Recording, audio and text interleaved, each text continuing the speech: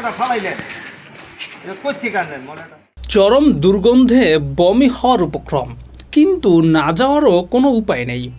স্কুলে যেতে হলে একখান দিয়েই যেতে হবে, তাই নাক চেপে যাচ্ছে স্কুল পড়ুয়া শিশুরা।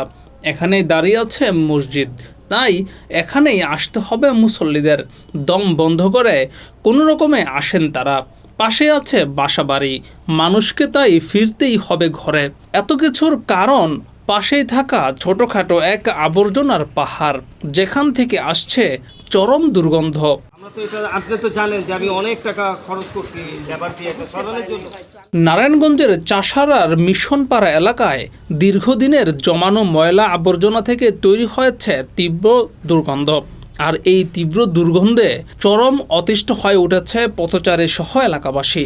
সময়মতো সিটি কর্পোরেশন ময়লা অপসারণ না করা এবং নির্দিষ্ট ডাস্টবিন না থাকায় পুরো এলাকায় এক দম বন্ধ পরিবেশের সৃষ্টি হয়েছে, যা প্রতিদিনের সাধারণ জীবনযাত্রাকে ব্যাহত করছে। এলাকাবাসীর অভিযোগ, মিশনপাড়া জামে মসজিদ, সড়ক ও আবাসিক গলির মোড়ে প্রতিদিন জমানো হচ্ছে গৃহস্থালী বর্জ্য। দীর্ঘদিন ধরে রোদ বৃষ্টিতে এসব বর্জ্য পচে গিয়ে চারপাশের বাতাস বিষাক্ত করে তুলেছে।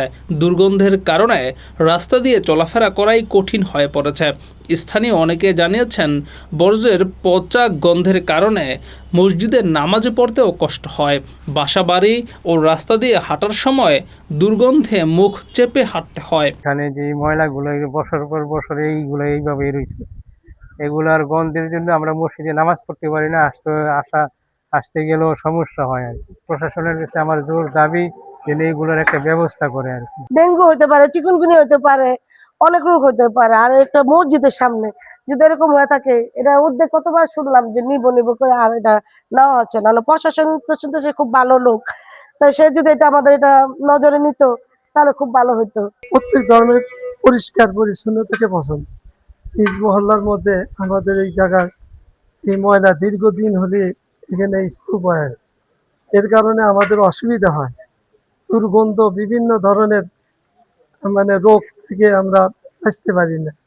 এই জন্য এই রোগ থেকে বাঁচার জন্য ময়লা পরিষ্কার করতে হবে। এ বিষয়ে অত্র এলাকার বাসিন্দা জহির আহমেদ সোহেল বলেছেন, প্রধানমন্ত্রী তারেক রহমান বলেছেন প্রতিটি পাড়া মহল্লায় খেলার মাঠ তৈরি করার কথা।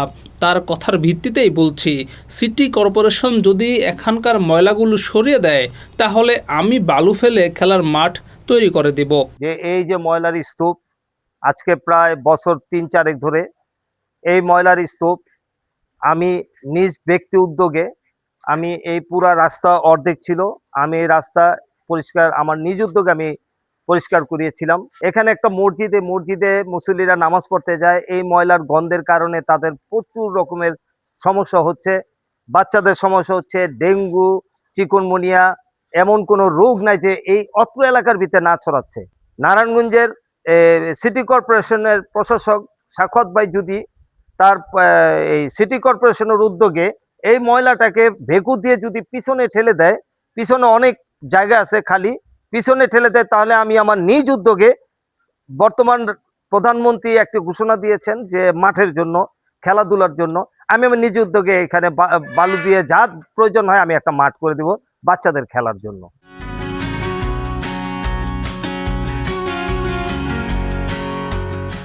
বর্জ্য জমে থাকার কারণে এখানে মশা মাছির উপদ্রব আশঙ্কাজনকভাবে বৃদ্ধি পেয়েছে।